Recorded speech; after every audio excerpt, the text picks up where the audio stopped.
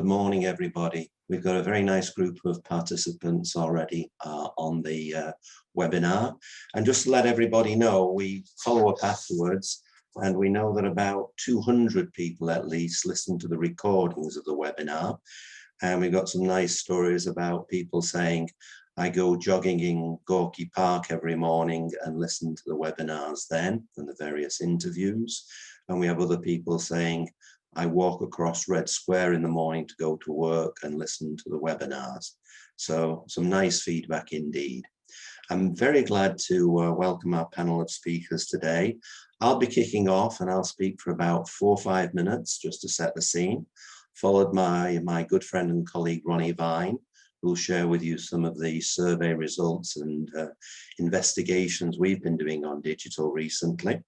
And then we'll jump very quickly into our guest speakers. Lilia Garifullina, who's Vice President Home and Distribution Business at Schneider Electric.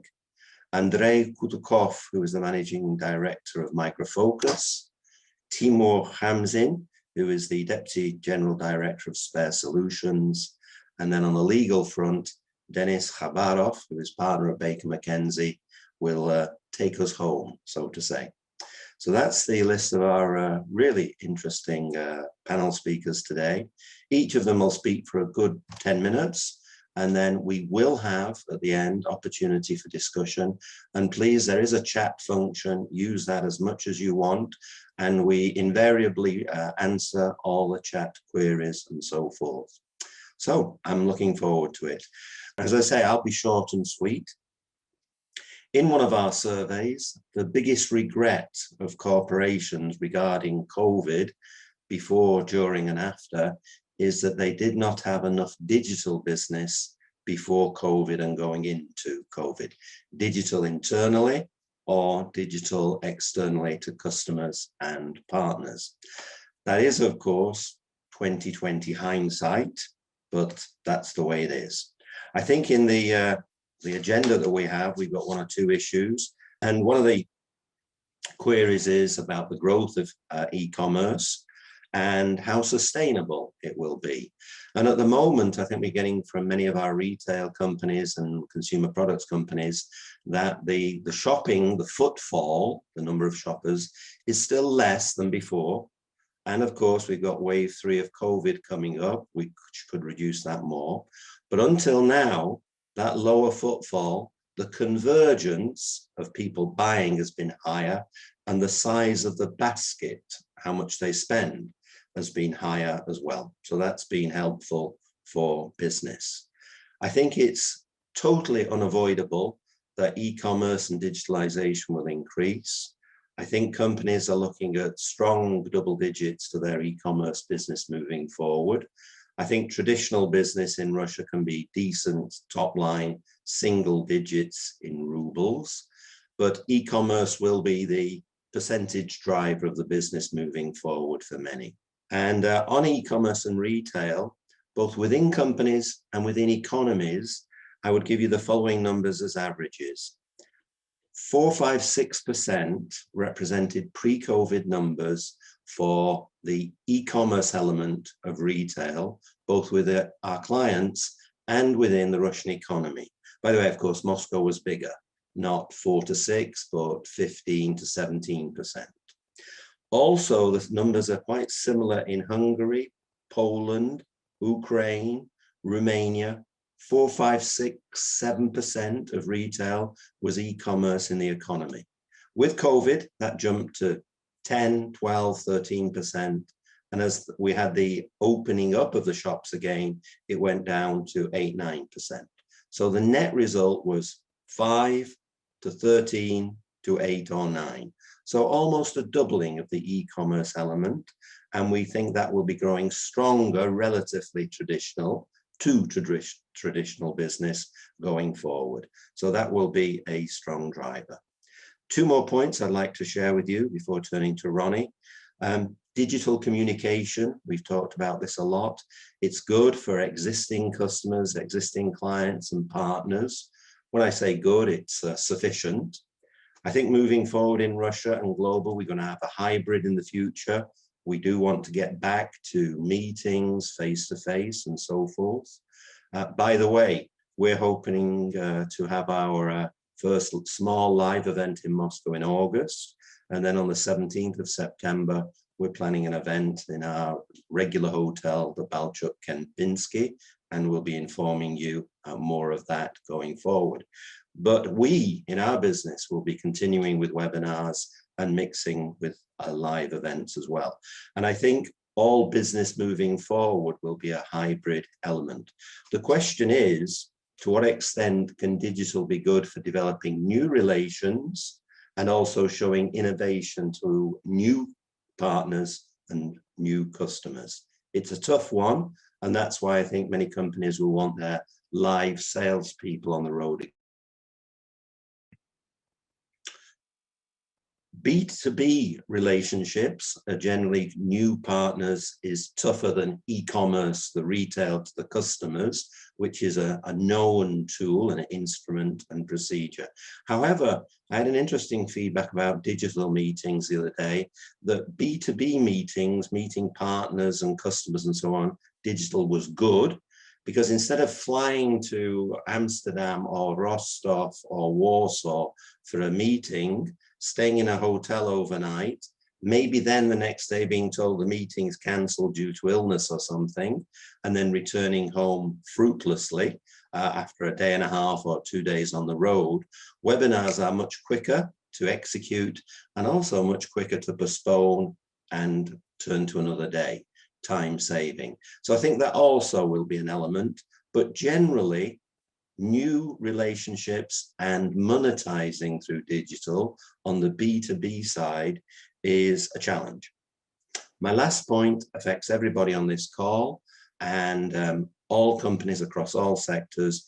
What we're seeing in Central Europe and in Russia, the war for talent.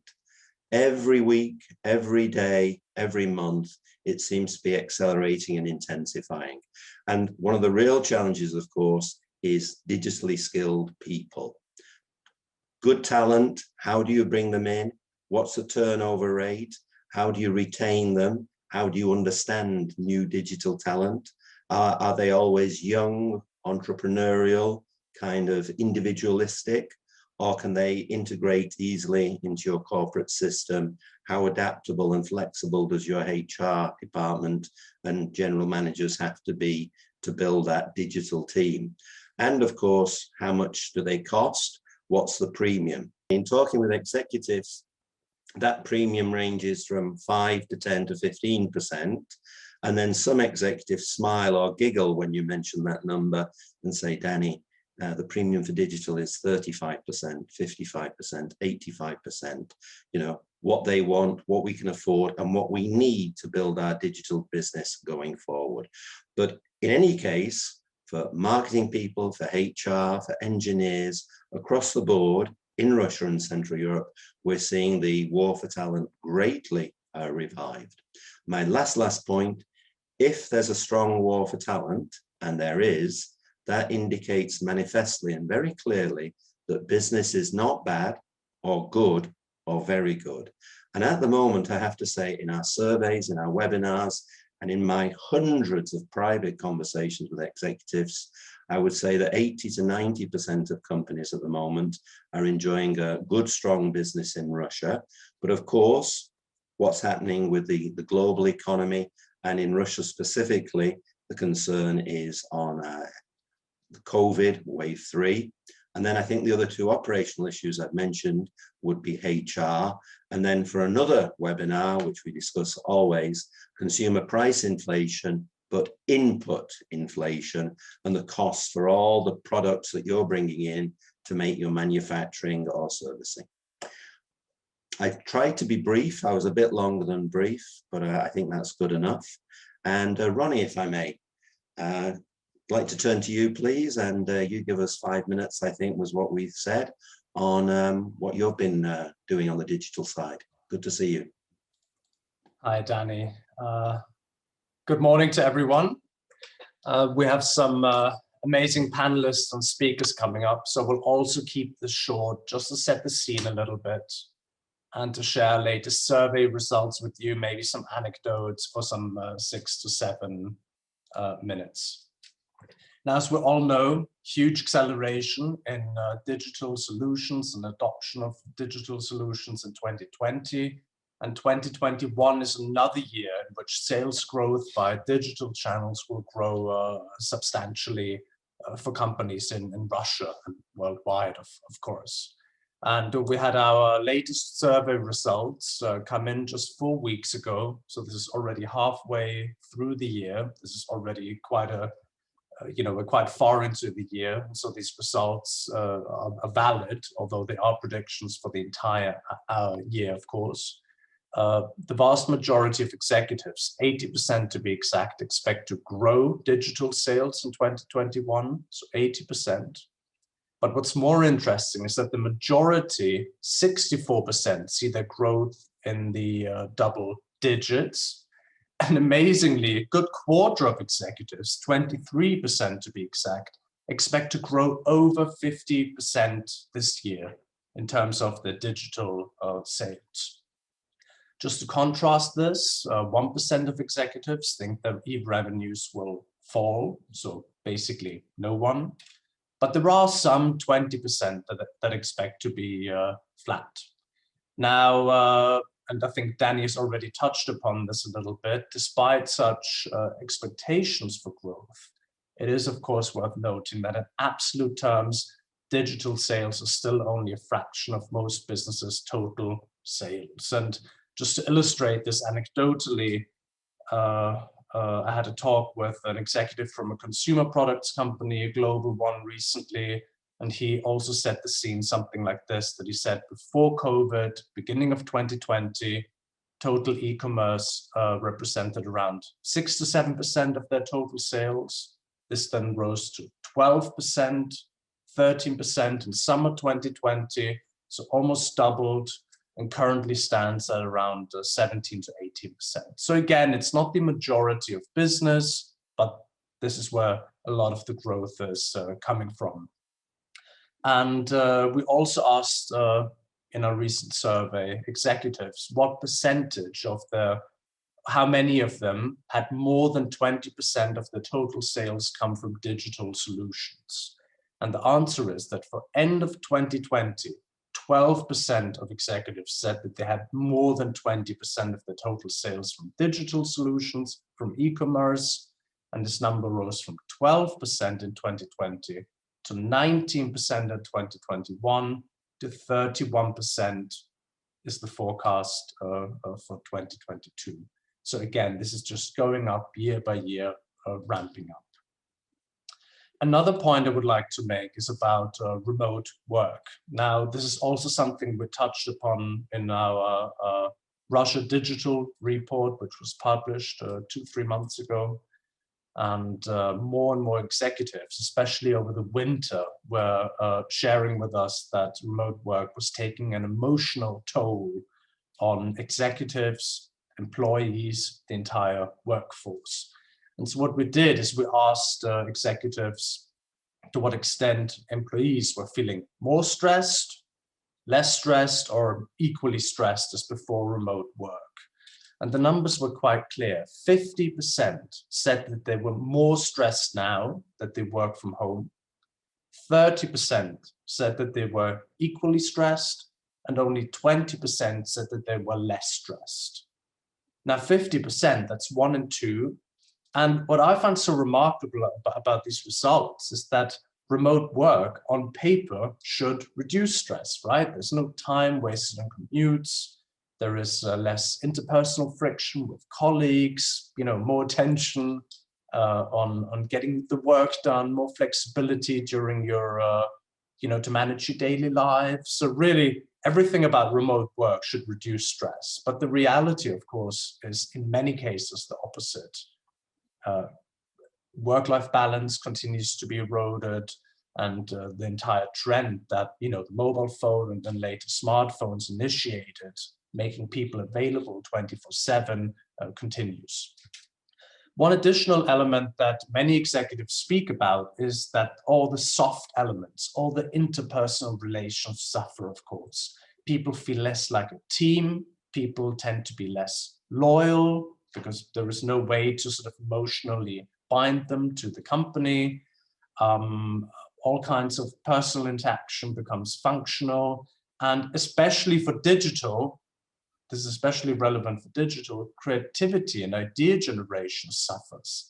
Yeah, we all speak into cameras in a sort of monologue fashion, but this sort of like, you know, interpersonal connection, this sort of back and forth that sparks creativity and ideas is largely lost when working from home and using digital means of communication. And my very last point is that how hard do companies find it to sell digitally? And we've also touched upon this in our report, and there's much more information there for you in case you want to go into the details. And many executives have mentioned that they miss face-to-face meetings. It's increasingly difficult to acquire new business using digital means. And again, in our survey, we looked into this. And for existing employees and existing customers, companies find it challenging, but manageable to uphold those relationships because there is already trust and a relationship there. So whether it's employees or customers doesn't even matter. It's about the fact that it's existing. But for new customers, the majority find it very, very hard to acquire new business. Of course, there are exceptions, and Danny mentioned the executive who we spoke to very recently, who said that, hey, look, actually things are much easier now. It's easier to get everyone on the same table using digital meetings. When someone is sick, the meeting is canceled. You know, you didn't fly somewhere for no purpose, no reason. But overall, companies struggle with this. And of course, B2B more than B2C.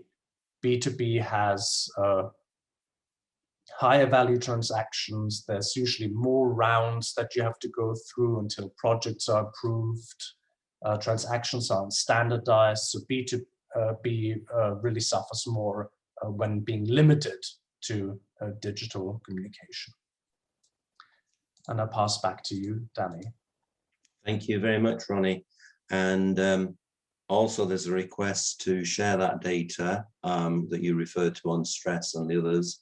We have that already, I can say, and we'll resend that to everybody in the participants today. And I think that request was from Maria, so we'll pass it on to people. And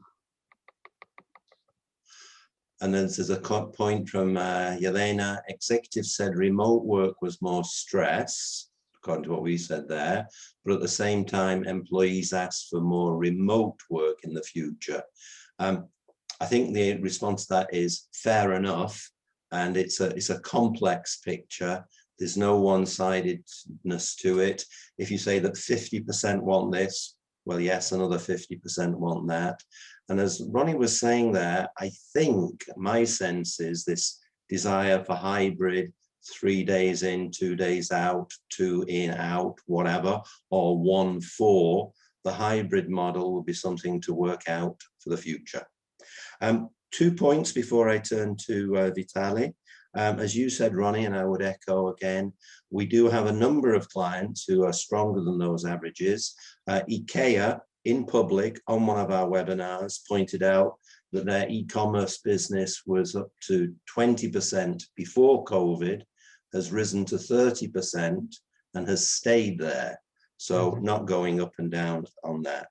On the comment about staff, I would say retaining staff is more challenging in a digital world because, as you were saying, Ronnie, it's more transactional. They've not met people, they've not bonded, the team spirit is lower generally.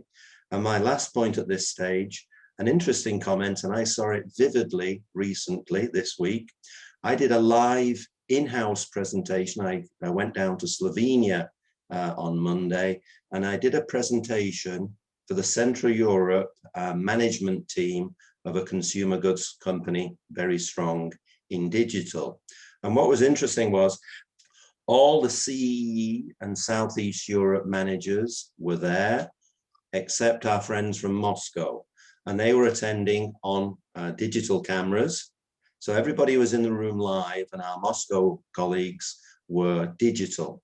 The point I'd heard before this, not with this company, but beforehand, is that because of the travel restrictions and the difficulties of getting in and out easily into Russia, that maybe Russia HR and staff are slightly more detached and isolated from the CE teams who are starting to meet up now.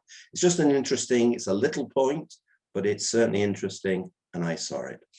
Thank you, Ronnie, and we've done our introductory part, and that's enough from us for now. We can chip in, but we can turn to our panelists now with great pleasure, and to bring in Lilia of Schneider Electric, and but another company we're very close to. Warm welcome, Lilia. And as you know, we are working with Wein and his colleagues and team. I've had the pleasure of knowing your General Director, Wein, for 25 years plus. And very nice to have you today. From what you've heard and what Schneider Electric's doing, how are things? Okay, hello everybody. Thanks a lot for this kind of invitation, because you know, digital e-commerce is something really important if we are speaking about some tendency on the market. And first of all, I would like to highlight that if we're speaking about some wiring devices, final distribution, electrical devices, I would say that Russian e-commerce market growth in 2020 was 58%. Can you imagine? And the second point that I would like to highlight, that demand shifts to cheaper segments. Yes, unfortunately, we can see that income of the population is decreasing. That's why we can observe this kind of movement. But on the other hand, we have to say that high expectations from consumers regarding service and content, and we have to pay attention on that as well. And the last not least, B2B clients demands the same level of comfort in the online purchase experience as B2C. And it's something really new one. And business as usual is no longer an option. And if we look at some movements that we can observe on the market, I would like to say that some of business would like to do something differently. And what we can recommend, or what we have been doing to be a leader and to protect our market share on taking into account e-commerce trends. We choosing partners that realize that necessity of e-commerce to implement new instruments, share deeper analytics, and helping e-commerce beginners by sharing our knowledge. That because the new normal mood will keep online sales growing for quite some time, but customer has changed, and e-commerce has to adapt to more demanding clients. Those e-shops that will not speed up their transformation to meet new customer expectation will lose their position in very close future. So if we are speaking about the new normal, we have to realize that we will not be back to pre-pandemic reality for quite some time, or maybe never even.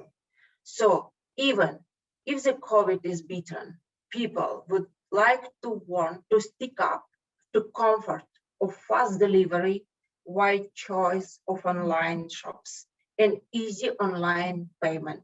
This means the importance of the offline points of sales. They will have to give the expertise and experience that is not available online. Otherwise, what is their added value? So, as I mentioned earlier, B2B customers are now just as demanding as the B2C. And it is important to offer expertise and complex solution to their needs, rather than just product offer. And keep in mind that they are expecting the quality and speed of service of B2C model. The B2C customer are well found on the marketplaces, which are aggressively conquering the market, and it's wise to look for them there. And you know, we are still on way to civilized market in the country. And I hope you do understand it. And while the market is developing, we build relationship with the advanced key players to build up brand recognition and support those who are ready to play the same game openly. And to summarize what I'm already talking, I would like to say that business as usual is no longer an option. Post-COVID, customer behaviors change, has accelerated, and will mostly remain in new normal. Our industry is not exception. Transformation imperative. Channel partners and manufacturers must transform to deliver digital-led experiences that build a stickiness with customers and customer-centric, data-driven. Living the new normal requires a shift to connect with customer as individuals and to enable seamless end-to-end experience and bold choices. Addressing these opportunities requires overcoming legacy habits, embracing new business model, and investing in new capabilities. So I think that's all from my side. Thank you, Lilia. I took on board very much, and I thought it was a really good point to make, how the B2B customer wants the B2C experience. And on the B2C experience, Domino Pizza once told us that if you want to succeed in B2C, then you have to be as good as Amazon. You can pick anybody, but Amazon is, whatever one thinks of Amazon, it's a pretty efficient operation. And that was the benchmark. So if a benchmark for B2C is Amazon and B2B must benchmark with B2C, then you're competing in a way with the Amazon element of service and so on, which is very challenging indeed. Absolutely.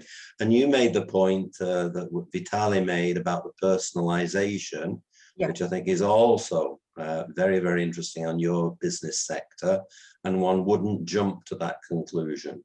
So thanks very much indeed. Thank you. I'll watch the chat and come back to you maybe, Lilia, later. Thank you very much. Andrei, very glad to see you here again today, Andrei Kutukov. And looking forward to an update, Andrei. One little thing, is it a little thing or a big thing? Maybe you can remark later, Andrei. It's been in the news a lot, the signing of legislation by President Putin on foreign IT companies needing representative office status and so on. And you know, maybe you can comment on that in passing in your remarks as well. Very nice to see you. And how are things? Yeah, hi again, Denny. Yeah, I mean, the regulations is, I think, one of the important, let's say, elements of the show that we call the complete switch to the digital. And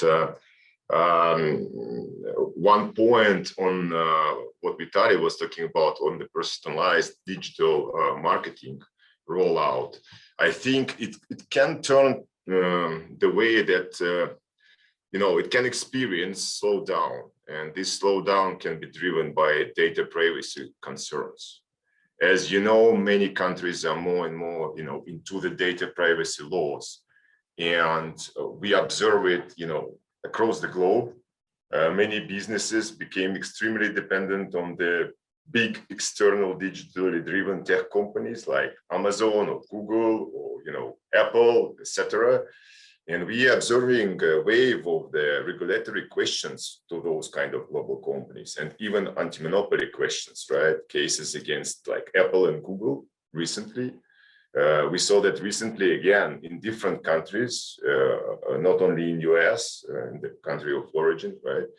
And then in China, we saw that regulators recently started a crusade against the Chinese digital giants like Alibaba, Tencent, Ant Group, and Didi, and many others. They're under huge pressure, being blamed for not only unfair competition, but unauthorized private data usage and collection, which is a very important point, because the whole thing on the personalized digital marketing and the whole thing on the successful e-commerce is based on information, right? So it could be the data privacy question could be a significant element on how things are going, to evolve in terms of e-commerce and digital marketing and digital experience. So this all makes, it's kind of, and you use this term, Danny, I think many times, it is about how digitalization is, going to be deglobalized. So I think the companies with all these concerns, they are more and more looking into, let's say, own way of going digital, not only rely on the big digital companies, digital giants to do everything for them, like Amazon can do, can definitely do e-commerce for you. But then you have a question, right? Whether it's going to be, enough competitive, enough fair, and what you can, whether it's going to be, the data is going to be handled, in a way that is compliant, etc., etc. So that number of questions is going up. It makes companies, especially big players, to invest more into own, digital experience, into own digital digitalization projects, right? And which is actually on the front end, it's mainly applications. And again, Vitaly touched on that the mobile experience, is absolutely the key. And sorry, I switched it off. Mobile experience is absolutely the key, but it hasn't started, let's say, it hasn't started with the COVID or with the pandemic. The mobile penetration started more than 10 years ago, and then the pandemic, it just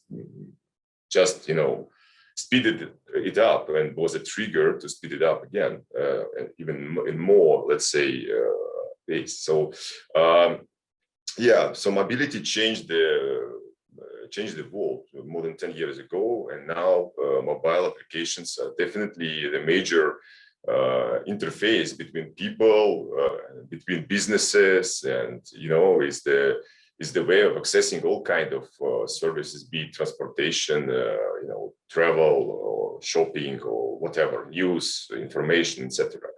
So this pandemic just made this strong trend kind of ultimate. And again, referring to what Vitaly mentioned, the quality of interface, the quality of application, it simply became vital, for success.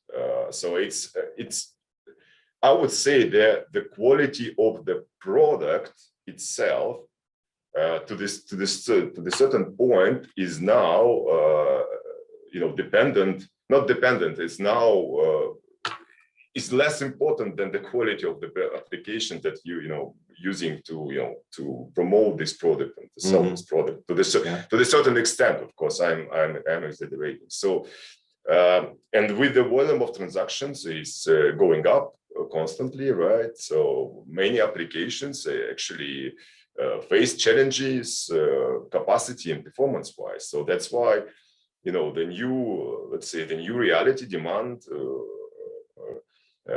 way much more in applications quality, performance, and security, of course, and the capacity. So I think that this is on the front end, application is everything, right, for the companies.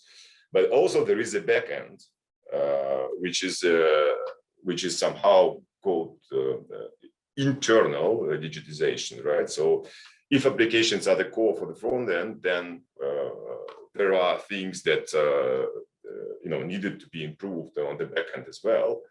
And so this internal digital transformation or digitization in most cases implies kind of hybrid infrastructure management, right? And internal process automations and other internal themes, security, of course, that are important for the businesses, especially for the big businesses to run smoothly. And we observe a big number, actually we predicted it, if you remember last year, we've been talking about it, and when most of the companies coped with, let's say, with first shock of pandemic and then invested into the front office things, many of them started to realize and start thinking about investment and let's say more attention to this internal digitization. And I think that prediction was right a year ago, and now we observe a big number of such projects with our customers everywhere across the globe. And in Russia, we recently published some interesting public success stories on such projects with the Moscow Exchange, Gazprom Bank, and LMK and others.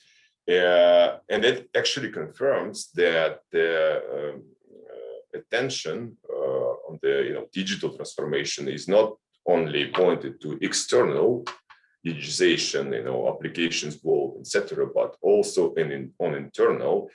And then, of course, the data privacy and other regulatory, let's say, concerns are raising, and I think it's going to be more and more serious as we speak and as we go through this transformation. So I think it is something extremely important to take into account when we are building our plans for the future, digital sales, be it digital marketing or e-commerce in general, and any kind of digital experience. That will be my my comments for today's meeting. Thank you, Andrei. I have a general question, and then there's a very specific question for you in the chat.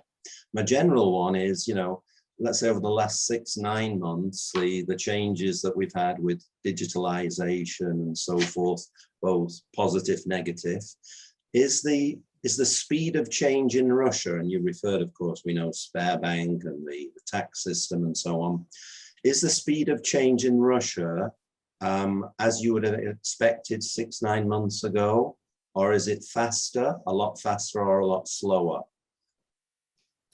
I would say it is somehow faster, but for the big companies. I mean, unfortunately, we have a very big difference, disbalance.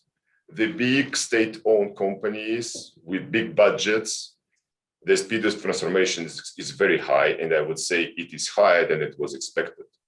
But for small and medium businesses, because I think, let's say, the help and the support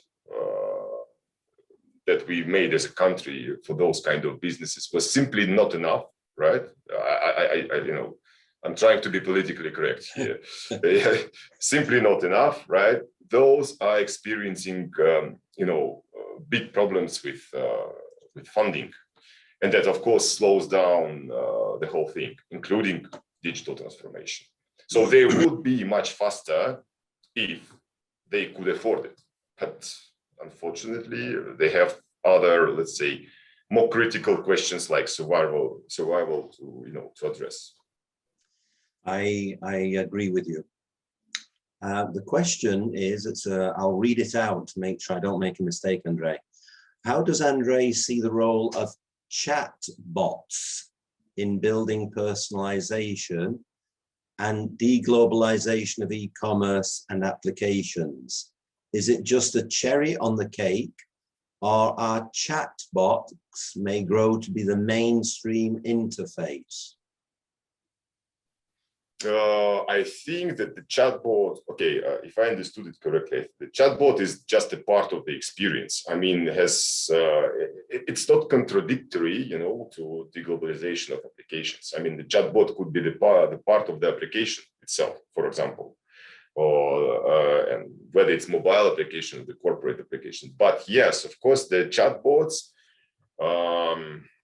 I think it's one of the most growing areas now. If we take a broader, you know, topic of artificial intelligence and machine learning, then the chatbots, of course, one of the let's say most applicable growing areas of that direction, right? Of that part of the industry, and it is chatbots. They are already widely used. Right, whether it's a corporate world or it's a B2C world, it's widely used, and you know, across all the industries, and getting better, I must say, because the first experience, if you remember, maybe 5 years ago, the voice chatbots, let me say, was not always, you know, convenient, honestly speaking, right? Asking the same questions 10 times, etc., etc.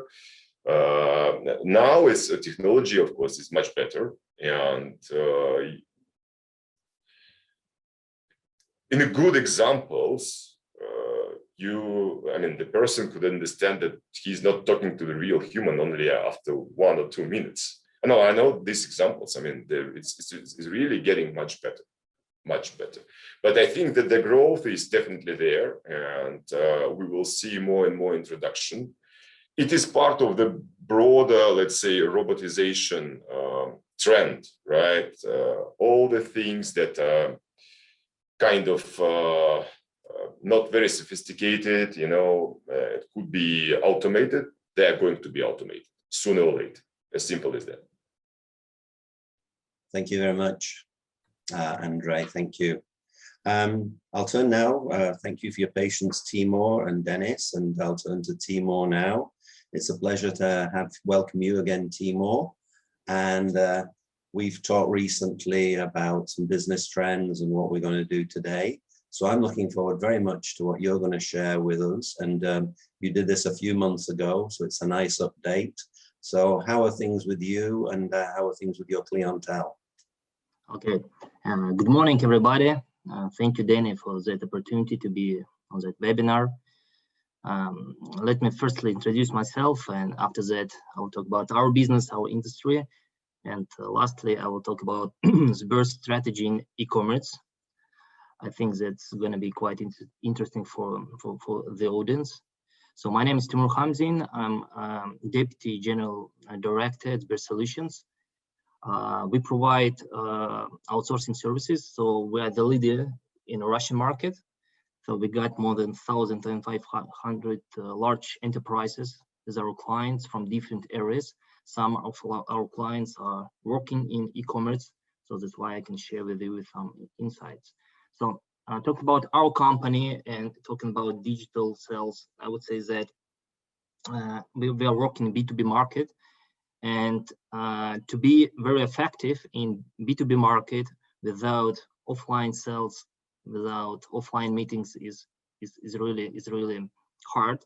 So that's why I would say that during the pandemic, we were adopting our product line, and we were launching new product lines in different segments. For example, we have launched new products in B2C, in B2 in small and medium enterprises, and also we have adopted our product line. If we will talk about our results in 2020, we show the maximum sales in our company's history, and almost 35% of all our sales they came from the new products.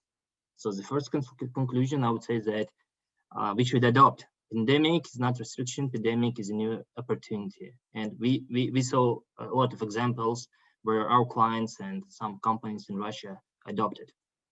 And we got a lot of conversations with CEOs of Russian companies, and we asked our clients, what do you see the biggest challenge during the pandemic, And here I would agree with Danny that talent war is the biggest challenge.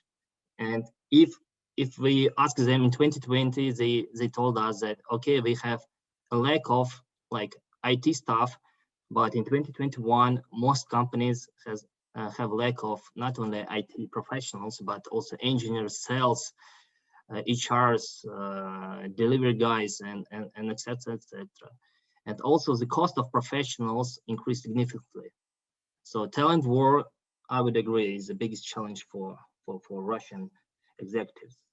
And also, if we talk about internal digitalization and hybrid scheme, we shifted to work from home in March 2020, and it's mixed experience for us so far. At first, it seems like our productivity took a hit, but then it started to recover slowly as we were finding new routines to work in new reality. But then everyone probably got tired of sitting at home. So now we're considering a hybrid model for some our functions, like business functions, support functions.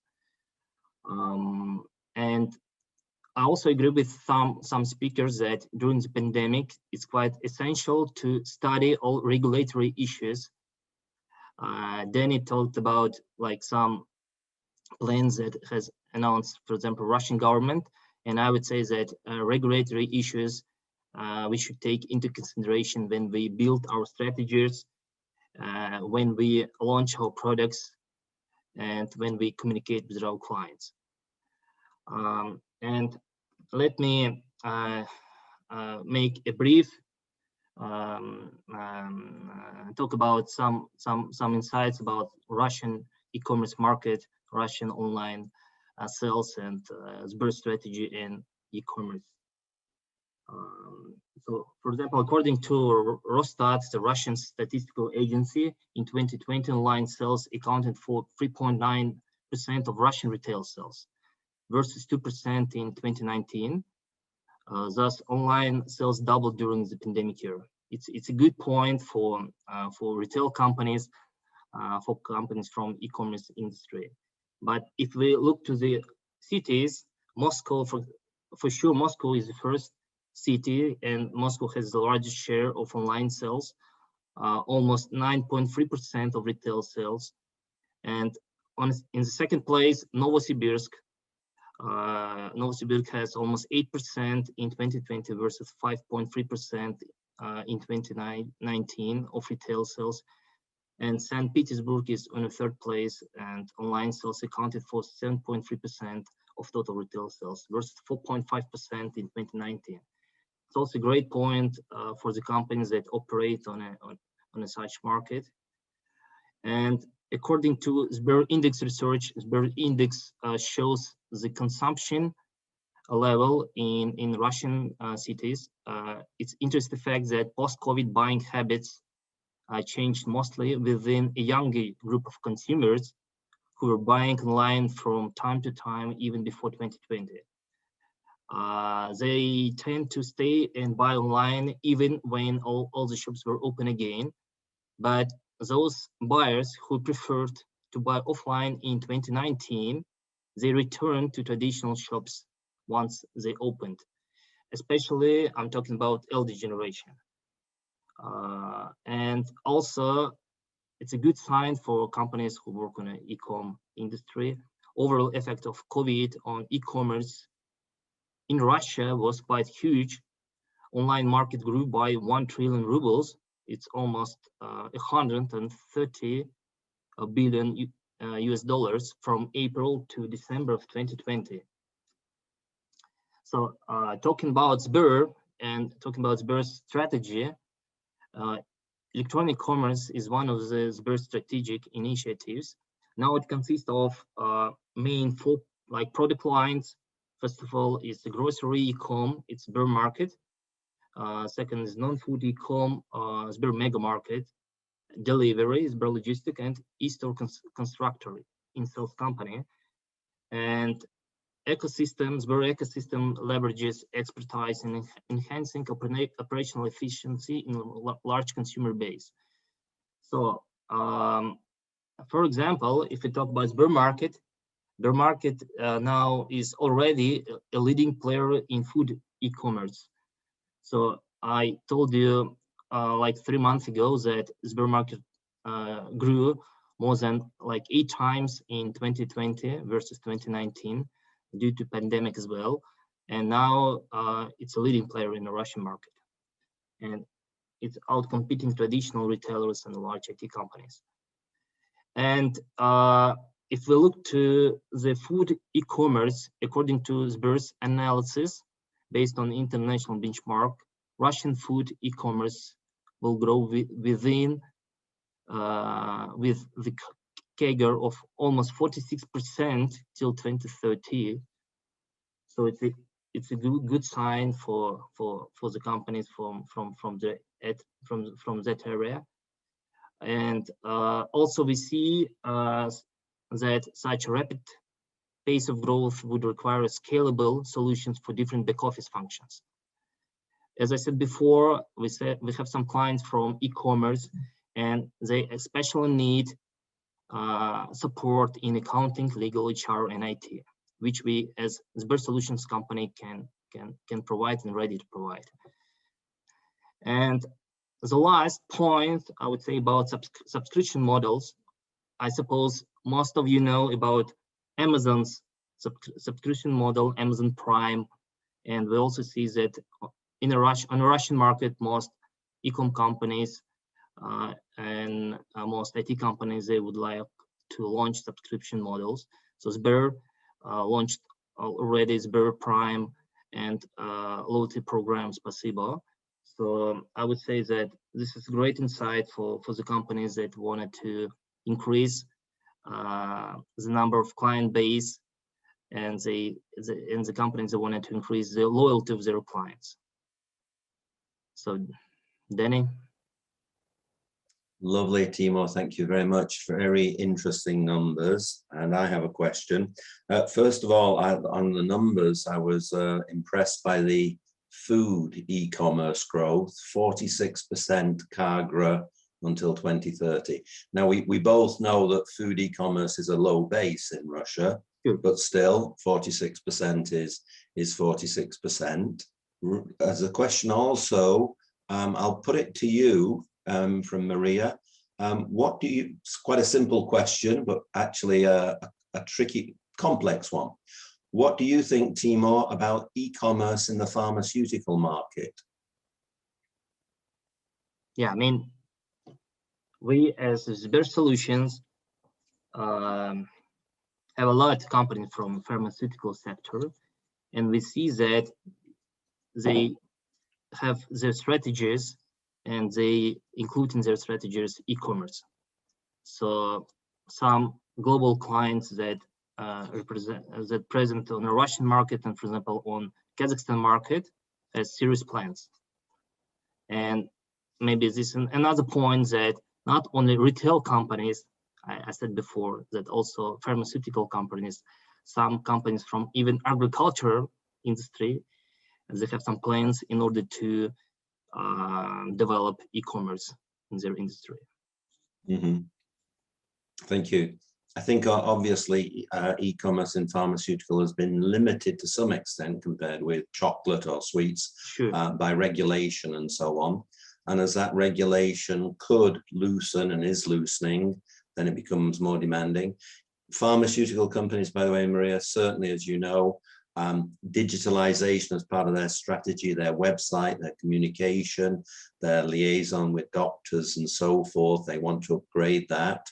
Another point on digitalization, which we know, contacting hospitals and doctors, not necessarily just with those big congresses of 3,000 people on the webinar, but, you know, doing webinars with 5, 10, 15 doctors, and the webinars can be mini ones for 10, 15, 20 minutes, because we're seeing more and more that the doctors and the contacts for pharmaceuticals are extremely stressed, and they've got something called patients as well that they need to look after too. I think on the commercial side, as the regulation opens up, then pharmaceutical are, you know, preparing and positioning themselves for doing more. and are already started. Thank you. Thank you. Mike, quick question, Timur, because I do want to turn to Dennis. You made the very good point about youth and their attitude to e-commerce and so on, and older people. And I agree. I can imagine that clearly. In the West, though, maybe less so in Russia, but in the West, I see this trend as well. And I see many companies focusing on young people. You know, they're using the apps, they're using the mobile, so they're our customer base. However, in the West, old people are rich, young people are poor. I exaggerate for effect, but that's about right. Russia, you could say that to some extent, but Russia is interestingly different, I think, to some extent, because we have a lot of Russian people who are old and poor, because the pension structure and the housing structure has been a different development from the West. Just sticking to Russia, you know, your comment about what young people are doing with e-commerce and that, do you think, it's a tricky question. Do you think companies are right in focusing on the youth generation in Russia? Is that where the relative money is or not? Yeah, I was talking about that. For sure, younger group of consumers, they tend to buy online even when shops are open again. Mm-hmm. And you're right that the younger generation in Russia, they have money, and some companies can benefit from this fact. But I would say that yes, we have some like e-com companies that they have their strategy to develop just digital channels, but we also have some like ecosystems like Sber that who have their strategies that have offline and online channels. So we call them offline to online. So that's why the question is that some companies would like to work just only with young generation, but some companies have strategy to work with online to offline. And second, a group of companies, big companies, large companies that can invest in offline branches, like offline shops, and et cetera, et cetera, et cetera. Thank you very much, Timur. Again, thanks for your presentation and the content and the numbers. Very interesting. And I would like to turn, thank you for your patience, Dennis. Baker McKenzie, we have a very long relationship with your firm, as you know. I'm interested in your background there. Is that a real one or an artificial one? Try to identify, actually. That's our Madrid office. That's IP library in the Madrid office, which looks very nice. Wow, it does indeed. Thank you. I was very curious, and it does look very nice. Well, it's, you know, we talked about regulation there, and it's always critically important to get that update. But any comments you have on what you've heard, but really what you and your firm see have been the developments since we last spoke? Well, actually, I think I'm going to do something a bit different. Right. Actually, yeah. First thing, I want to introduce myself. I'm head of IP Tech in Russia and CIS. And thank you, Danny, for inviting me to speak to you today. And thank you as well for mentioning the new piece of IT legislation. We call it actually the lending law, because this is supposed to lend, you know, all the Western companies that are not yet present in the Russian market, and to make sure there is somebody in the Russian market who's able to respond to, you know, some accusations of Russian authorities, pretty much. And we're going to run a webinar on July 29th, and we're happy to send out invitation to those of you who are interested. I can say that mostly Western companies that do not have presence in the Russian market will be largely affected, but if you're interested as well, please feel free to attend.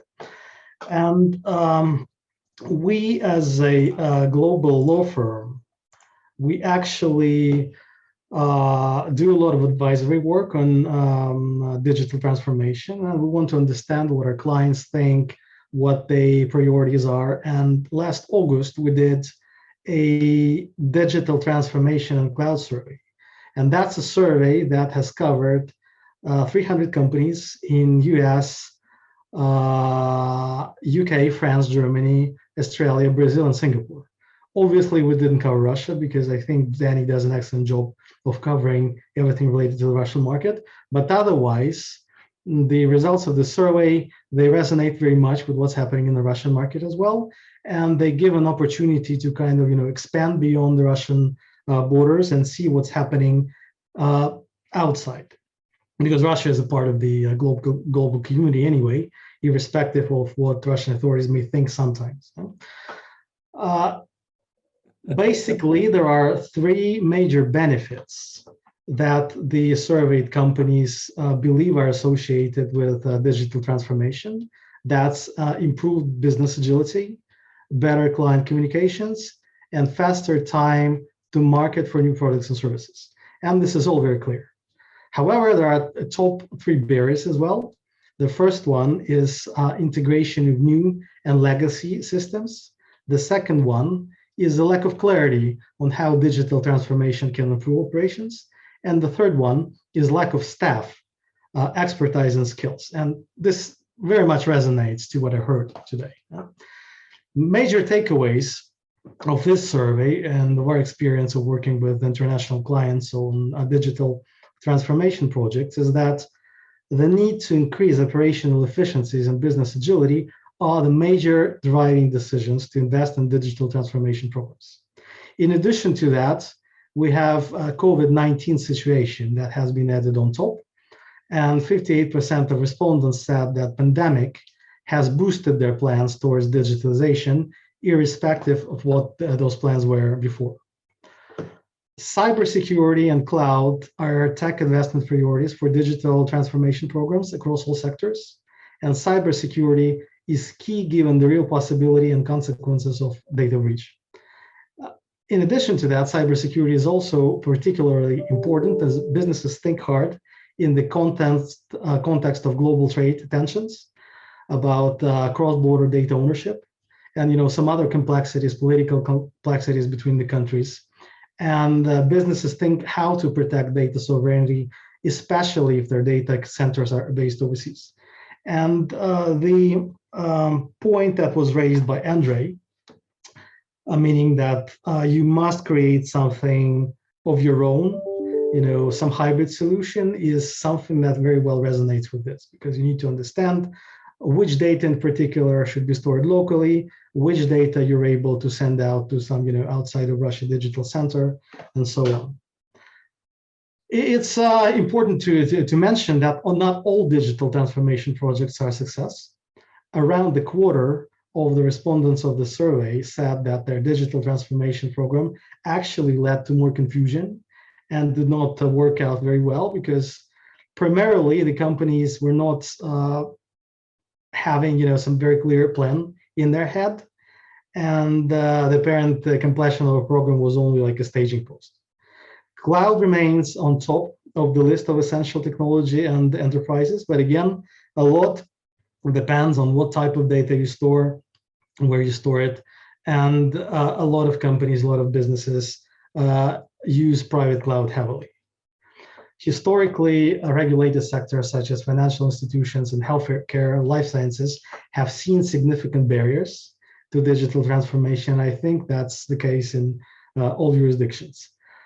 However, businesses that are servicing public directly, which is financial institutions, for example, and consumer goods and retail, are moving much faster. And if we take a look at consumer goods and retail, there are some clear trends that we see. That's automation, the first one, I would say. Automation becomes the norm in all processes, everything is automated.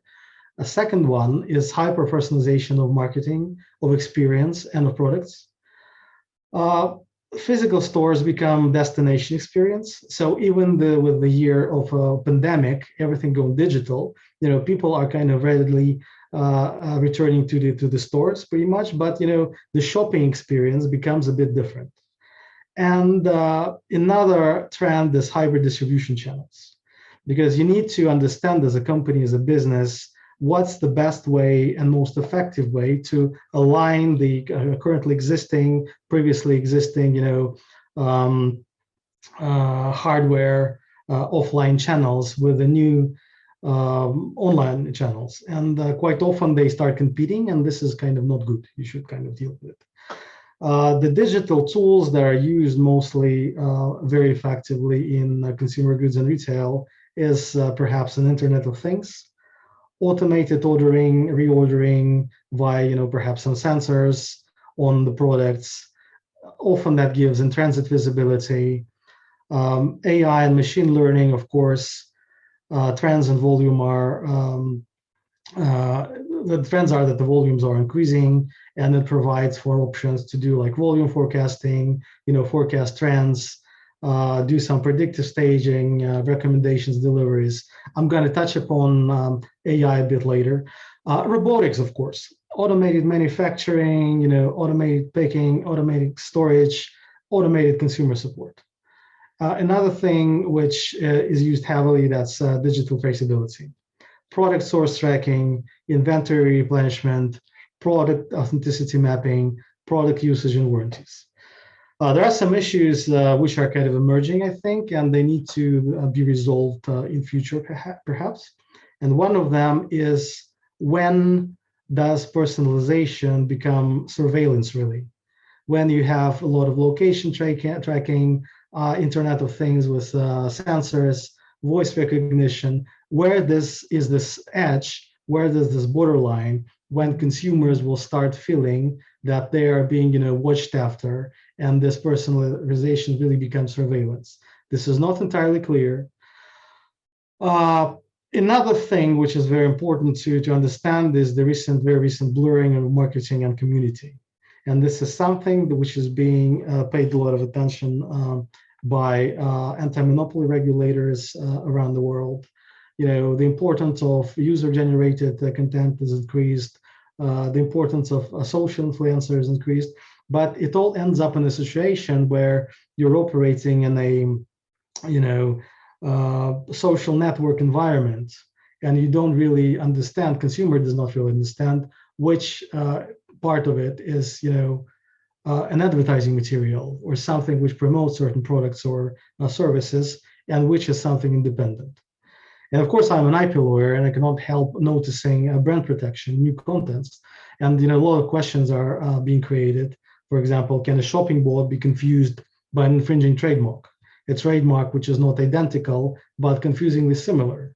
But would a shopping bot still, make decision to go to this confusingly similar trademark? Or perhaps, can a shopping bot be a secondary infringer if it suggests a counterfeit or similar products?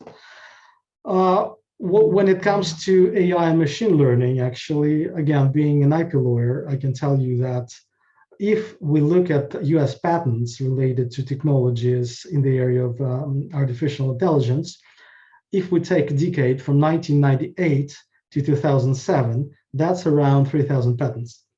If we take a decade from 2008 to 2017, that's around 13,000 patents. So that really, demonstrates the boost in these technologies. And that was a good question previously asked by the audience. Can artificial intelligence substitute somebody like human beings at this stage of development? I fully agree, perhaps not right now, but it will soon in some near future. And I think one of the threats of artificial intelligence and machine learning is that a human cannot often reverse engineer the decision taken by the machine and find some, human rationale or understandable logic in this decision taken. And this is very serious, because even the people who program the machine, who create machine learning algorithms, they will not be able to do that. And this is happening even now at this stage of development of machine learning. And what will be happening next in near future, that's very difficult to predict. And even now we can see that humans tend to become removed from the process of decision making. A good example of taking person out of the process of decision making is a smart speaker or a smartphone assistant becoming the face of the purchase decision. In a longer perspective, it appears that there'll be far fewer opportunities for consumer goods companies to get their brands in front of the consumer. And predictive replenishment removes the need for consumers to make decisions about which product they will choose on a daily, a weekly, or a monthly basis.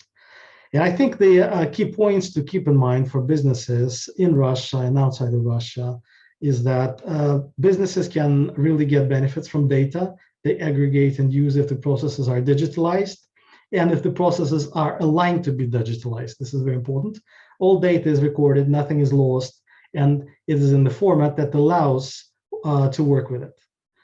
However, companies and businesses should understand why they really need digital transformation, what benefits it may bring to them, and how they are planning to go digital. It won't be particularly helpful or good just because it sounds great and everybody does it in the market. It is a complex issue that often requires rethinking a lot of business processes. And another thing that resonates in the Russian market and elsewhere is getting the right talent and, importantly, retaining the right talent. And that's a very difficult question, where this talent should be coming from. And I fully agree with the speakers that hybrid solutions are the future, both for clouds, both for communications, meetings, office space, everything. I mean, we are going to turn back to normality one way or another. A part of this digital life will stay, obviously, but we'll need to kind of balance these digital solutions one way or another. As it comes to Russian legislation, I don't think that anything changed very recently. It's not particularly helpful, especially the personal data requirements, localization requirements, this new lending law we're talking about, the sovereign internet that's pretty much ready to shoot out any moment. Yeah, that's not very helpful. That's not very helpful for digitalization. It's not very helpful for Internet of Things. But this is reality we are working with. And fortunately, Russian authorities are still, trying to promote digital economy, digital services. Everybody's using gosuslugi, everybody's using, the cabinets of the Federal Tax Service, and so on. So we're on this way. The path to this way is kind of different from many other jurisdictions, but we are where we are. So pretty much this is all I wanted to cover. Thank you. Wow. No, Dennis, you covered a tremendous amount. I love the survey finding that 25% of respondents said that the digital transformation did not work or cause more problems. And of course, that's how life works. You're absolutely right about the hybrid distribution channels. Enjoyed the comments about robotification and IEP. There is a question for you, which I will read out slowly because we're in an age now where I don't understand the English questions here. So there are some trends that push for deductive reasoning for artificial intelligence perspectives. Have you encountered it? And what is the perspective you see that AI governance will be enforced to come up with reasoning why a machine made decisions? That's a very good one. That's a very good one. I don't think that we'll be able to come up with a set of rules that will govern machines in taking decisions. This is not possible as I see it. Because again, I'd like to stress it that even developers who develop the algorithms, they do not fully understand how certain decisions are being made. And if we implement some rules into decision-making process, yeah, that will be harmful. But of course, I mean, as we're moving into this future world of artificial intelligence, we will need some rules, obviously. Perhaps the Isaac Asimov laws, or something similar to that should work. That like a machine should not harm human, and something like that. Yeah. But for predicative decisions, that's not impossible. That's not possible, unfortunately, I think. Understood. One final question to you, Dennis. Coming back to normality, would you confirm, Dennis, the trend of decentralization and giving more decision-making power to remote geographies and subsidiaries? So companies decentralizing, localizing their decision-making. Just as a forewarner, I think I'm seeing that more, but what do you see? Again, it's a very difficult question. I think it depends on the company and it depends on the particular area. For example, again, I'm an IP lawyer. a big multinational company would never, ever grant powers to deal with it, even its local IP, to a local office. Most likely, this is something that will be stored, handled, in a central office. However, some, easier things such as supplies, customer prediction, customer communications, yes, it's much more effective to move them out to some, local platforms. Thank you. Thank you very much, Dennis. Much appreciated. Thank you. Thanks for your patience. We like to try and keep this to about 1 hour, 30 minutes with a very soft finish. So that's exactly where we are. I'd like to thank again all our panelist presenters today. Excellent presentations coming from different angles, different topics, but several themes were consistent throughout. I'd also like to thank the participants for really good questions, to the panelists who gave very good answers. We'll follow up with this. We'll make a recording sent to everybody. We'll take some notes as well from this, distribute that to you. If you need anything else at all from us on that, if you want to be contacting the panelists, we'll be providing their information as well. So we move forward on that basis. If you need anything from me, our in-house presentations, private webinars on business trends and live events, and let me repeat again, we're looking forward, all being well, to coming back live to Moscow in August, and we'll announce that, and then on September the 17th. Otherwise, all good health to everybody in Russia, and those of you listening to this and watching outside Russia. Have a lovely summer. I am providing a special webinar on Central Europe and Russian business, just a 1 hour monologue if you want to listen to that, and more information will follow. Thank you very much. Have a lovely summer. Всего доброго.